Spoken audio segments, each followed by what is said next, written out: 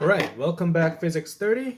What we're going to learn today is continuation from our lesson number one. Lesson number one was talking about how in the world of physics we are start to bring the concept of particle for as a start light. And in the end, it is still debatable that what is matter. And when I talk about matter, subatomic particle like electron, proton, neutron, are they particle or wave? There are still a debate. But long story short, we were focusing on light. And yesterday, we started going into wave-particle duality, which is light generally behave as wave, but there are some occasions where it behaved like particles. And today's lesson is photoelectric effect, and this is one of the main key discovery that light may behave as particle, and it's discovered by scientist Hertz. You heard about this Hertz before because we use it as a unit for frequency. Now, the workbook page 39 is where I am, and we're going to go through each situation. And when it comes to this lesson, I kind of divide this into half. It's not 50-50 half. One of the lesson is about 75, which is this recording part, and another part will be about 25 with multiple different graph analysis. Graph play a huge role in diploma. So here's the thing. Whenever there's a high frequency of EMR, we learn that high frequency of EMR can have high energy because E is equal to HF. And if high frequency EMR is shown upon any type of metal, and when it comes to this, it's a cathode ray tube. It's a famous experiment that, this is not a cathode ray tube, but you can kind of see a similar situation, cathode on one side, anode on another side. But if it's happened to go through one of the metal electrode, there scientists detect that electrons are generated. And it was one of the most incredible phenomena because that means photon energy is somehow converting into electrical energy, which is what we see in solar panel too. And explaining this concept is quite tough actually. It's a university level. But in any case, I'm going to go through physics 30 level of explanation. And whatever this electron that is emitted due to the bombardment of EMR, we call this photoelectrons. And they travel to, of course, opposite electrode known as anode. So when it comes to this electrode, cathode is the one that have a bunch of continuation of photon. As you may notice, I am putting a shell around the wave on purpose because this is basically what wave-particle duality explains. Light can become a particle, and the reason this is particle is because particle bombard momentum can give kinetic energy. Think about it that way. So cathode is the one that is being bombarded, and after that electron will go to anode, and we discover our current using ammeter. And if you guys remember, current is how much number of charge over certain time, and you use amp, of course. This diagram that you see over on the right side is known as photocell because if I cut this into two half, photo, like the word says, light, cell is a basic unit of battery, so you can think of light battery. It is a unique source of electrical energy, and this is one of the most useful green energy technology that we humanities are studying basically. humanity is studying, basically. We cannot burn fossil fuel all the time. Now, when it comes to this photoelectric effect, there are two different types of explanation. There's classical and there's modern, which I call actual result. Now, this is where old hypotheses and theories collide with modern theories.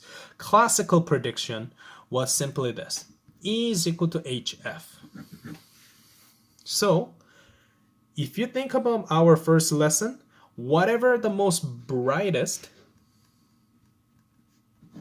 means whatever that have high intensity will basically emit more number of photon, and because it has more incident EMR,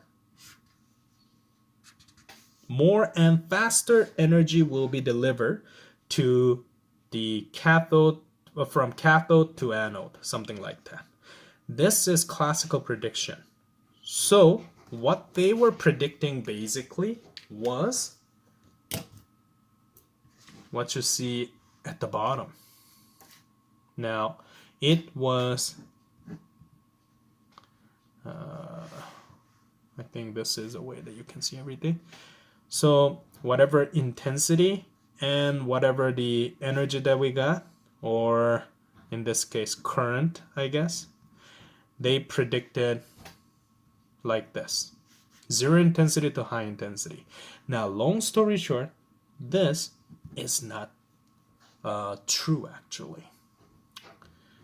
This hypothesis was not supported. And this is where things are getting quite tricky. Long story short, I'm going to go through what was discovered first. Originally, when it comes to zero intensity to all the way higher up, so imagine we start with low frequency, so that's like radio wave, all the way to gamma situation. The funny thing is, intensity didn't matter. Whether it's dim light, bright light, it doesn't play a huge role when it comes to actual electron that is generated by bombarding EMR. Because from low level to certain level, we had nothing. No electron was generated. But after a certain point, we start to receive a certain amount of current, and we found that there is suddenly a big jump over there. And of course, scientists had no idea at the beginning. And that's physicists' job to understand this phenomena and evaluate that, analyze data, and conclude what was a discovery. So, what we found, first of all, this jumping point frequency as fundamental frequency or threshold frequency. Anything that below this frequency does not generate any type of current. This is very similar as if you took any of a biology theory courses. It's like how neuron works. There is a threshold millivolt of stimulus that has to go through the neuron to activate the nervous system. If it's below, it doesn't react, something like that. And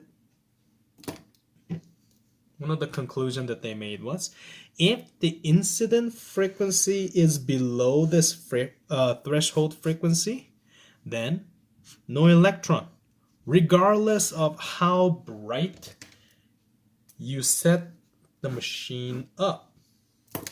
So for example, if this is my visible light frequency, anything that below here, so that's microwave, radio wave, infrared, those basically do not generate any type of electricity, even if you set it as the most intense level. So the amount was not the part of the question when it comes to intensity of the light. But if you go right after, so UV light, X-ray, or gamma ray, anything like that, even if you set it as very, very, very dim way, as long as photon can go through and bombard the cathode, physicists detected that there is electron. Of course, at this point, so when I'm talking about this area, then we can apply some classical physics explanation. Then we can control how dim, how bright, and at this time, maybe you can get more electrons, something like that. So any frequency that is above the threshold frequency, at this part, electrons are immediately emitted, and no matter how dim it was. Of course, if you want to go intensity and current situation over here, you need to understand that there is a condition. My frequency have to be higher than the fundamental or threshold frequency, and every metal have different frequency, and that will now correlate to our classical bright light. Probably will have higher intensity, so you will have higher number of electron, and dim light will have low, something like that. So let's do theory question over here. If the threshold frequency for a certain metal is blue light, then describe the nature of the photocurrent as answer: no current, low current, high current, if the incident light is number 1, dim violet, number 2, bright orange. So let's think about our visible spectrum. We have, let's say this is low wavelength, high wavelength. You know what, that will make my life a little horrible because that means red is here. You know what, it really doesn't matter. Red, so low frequency, high frequency, red, yellow, red, orange, yellow, blah, blah, blah, all the way to violet. And blue is kind of located over here. Indigo, and then, yeah. But in any case, it's not exactly in the middle. Middle is generally green color. Now, here's the thing. Let's go with A first, violet. Now, you may notice that this point is my fundamental frequency. So anything that bigger, which is on the left side over this question, works. You will have electricity. So you will know that, yes, there will be current. But since it's dim, that means you will have low current for this certain metal cathode or metal photocell in this situation. So that's my answer for the first one. And this dim and bright will play a huge role for that situation. What about the orange? Well, if you look at the orange situation, orange is basically lower frequency than the threshold. So because it's lower than F0, you need to understand that there is zero current, no current. Now, at this part, brightness, so intensity, doesn't matter.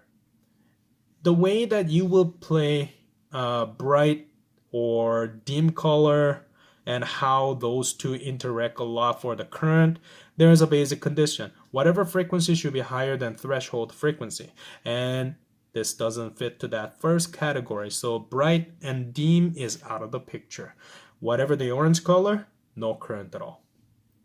What about if you have, for example, bright indigo?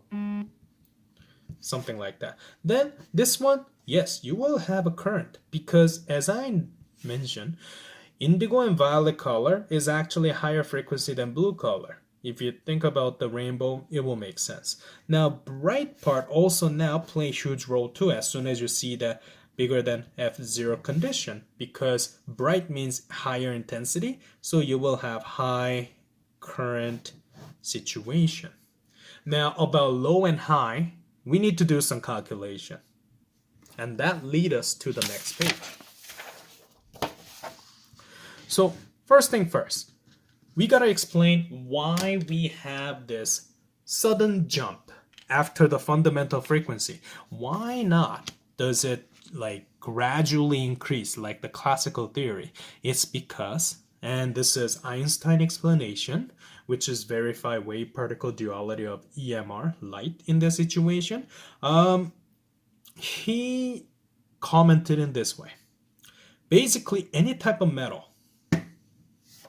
and I'm going to draw Bohr's model over here.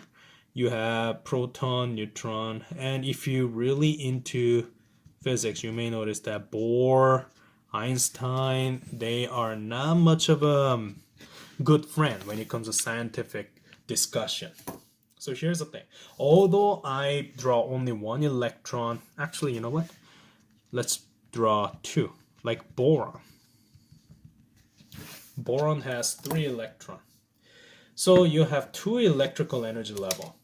So Einstein explanation was this. If I have a lot of bombardment of EMR, so E is HF, so a bunch of energy that you get, then here's the thing. This will eventually make electron go away from that metal. Of course, this boron example is boron is not technically metal, but you got the idea. You can think about copper or something like that. But here's the thing. There must be some kind of energy to make whatever the electron that is located at the most outer side, which we learned it as valence electron in chemistry 20, and some kind of energy is used up to dig this electron and shoot it to the opposite side. Then where does that energy come from? And this is basically what Einstein supported. Incident EMR that have higher frequency than fundamental or threshold frequency has enormous energy to basically dig the electron out of the metal, and we call this energy work function. That's like basic minimum energy to shoot electron from one end to another end. And this work for ionization. Like, for example, how you can make copper into copper 2 positives, something like that. Only one photon, according to explanation, can be absorbed by an electron in a metal surface. So if you remember N and E that make a ET, total electron, that is emitted by each of the photon, that calculation still work in here. E photon is equal to HF. We know this formula from previous lesson. And by controlling this as an incoming energy and the kinetic energies that follow by, we have 2 explanations. If my frequency is smaller than threshold frequency, then here's the thing. My photon energy, which is E is equal to HF, is too small to shoot the electron from cathode to anode. It is basically smaller than work function, which means cannot even dig electron out of it from this shell. So because of this lack of energy, removing electron is impossible, so no current. However, if F is exactly equal to my fundamental frequency, then what's going to happen is just enough energy to remove. So whatever the number bigger than that will be now go to electrical energy. If it's F and F0, you technically have no electrical energy at this point too, which lead to our number 3. What if frequency is bigger than fundamental frequency? Well, then it actually worked because whatever incoming HF I'm going to put, having enough of energy for work function and whatever kinetic energy for my electron. So we have excess energy, and how that excess energy will be used is, well, now sending the electron to anode situation in the photocell. That's basically the situation. So let's do some calculation of these 2 situations. And by the way, before we getting into this, number 3 is kind of repeated over here. If the frequency is bigger than F0, photon energy is greater than work function, then that means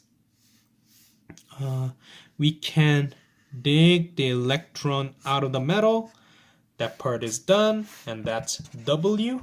And second part is the rest of the photon energy will have kinetic energy that make electron move from one place to another. So conservation of energy perspective, I can say my total energy initially should be equal to my final total energy. Conservation of energy, of course, which correlate to my dot point over here. On the right side, I have W plus EK, and you guys know the formula for this one. EK max is basically, you can consider W is HF0 plus 1 over 2 m. I'm going to put electron because it's mass of electron that we're, motion of electron we're discovering, and 1 over 2 mv squared. Now, here's another thing. If I think mathematical relationship between frequency and wavelength, can you just put lambda maximum, because these two means the same thing.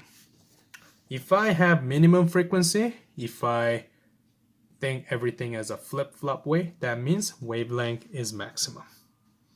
So minimum and maximum, something like that. If there's a minimum wavelength, then that means it's a maximum frequency, but we don't do maximum frequency. We only talk about minimum frequency, which is threshold frequency. So have that in your mind. So if I have greater frequency amount, that means I will have greater kinetic energy because I have more extra energy. That's something that you may want to know. Let's do two last examples. Number 2, the minimum energy to emit an electron. So we are talking about minimum energy. That means work function. To emit an electron from a metal is 3.55 electrovolt. Determine the maximum wavelength of it. So, like I mentioned, work function is HF0, and that's fundamental frequency. Now, if you think it as a flip-flop situation, minimum frequency means it's a maximum wavelength. So I can use this W and HC lambda over here. And if I modify this formula in terms of wavelength perspective, it's HC over W. And maximum frequency is, now you can use other form of W, if you will. Oh, sorry, H, if you will, instead of joule. 4.14 10 to the power of negative 15 eV and S. 3 10 to the power of 8 meter per second. And W, my work function, 3.55 eV. So that eV cancel, second cancel. I have my lambda.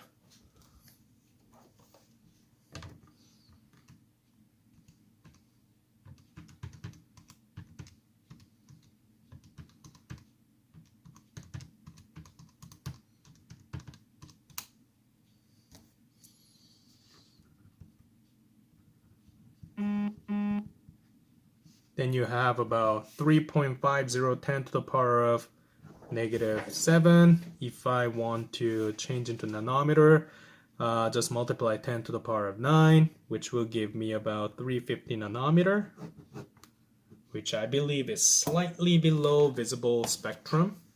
So it must be like UV to violet, somewhere over there. That is my answer for example number 2. Now my last example. So we did one theory example. Second example was minimum, so work function. So we went to a threshold frequency and maximum wavelength. Now this is the part where frequency is bigger than fundamental frequency. So let's talk about that. The work function for a metal is 7.20 electrovolts. So this is minimum amount to dig up the electron from the most outer layer of atom of metal. You can think it in that way. Valence electron. If 4.00 10 to the 15 hertz EMR is shown on the metal, determine the maximum speed of photoelectron. So As soon as you see this, of course in real life or diploma, it is good idea to double check whether this energy exceed the W or not. But right now we are talking about the speed of photoelectrons, so I'm assuming that this is already bigger than fundamental frequency. So here's what you need to put. Initial energy, I like to say incoming energy, which is what I'm going to use for this one. That is equivalent of W if these two are minimum plus EK. E incoming is HF. That is basically what I have over this side. Work function we know as 7.20 plus 1 over 2 mv squared.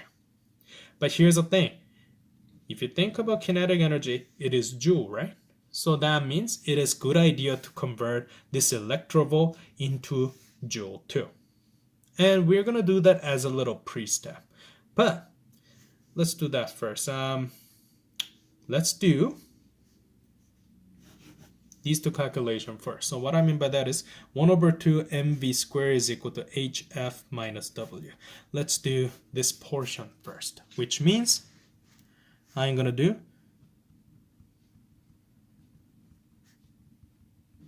use joule. Like I said, kinetic energy use joule. That's why. That's the only reason.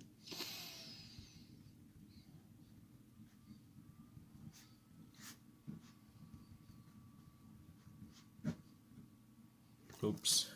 Oh yeah, it is correct. I just use simple ratio to figure out the conversion of 7.20 into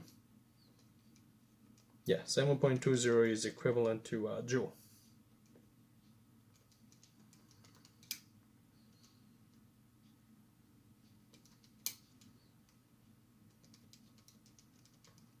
And the difference between them provide you about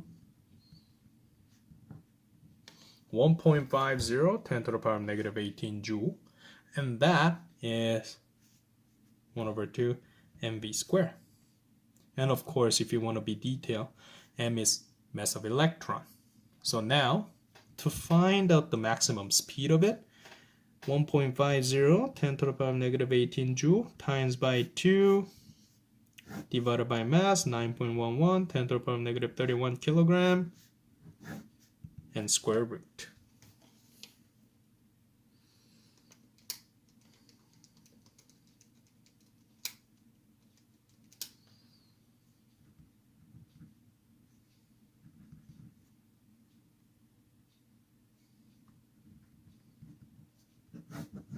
And that provides you 1.81 10 to the power of 6 meter per second as a maximum speed.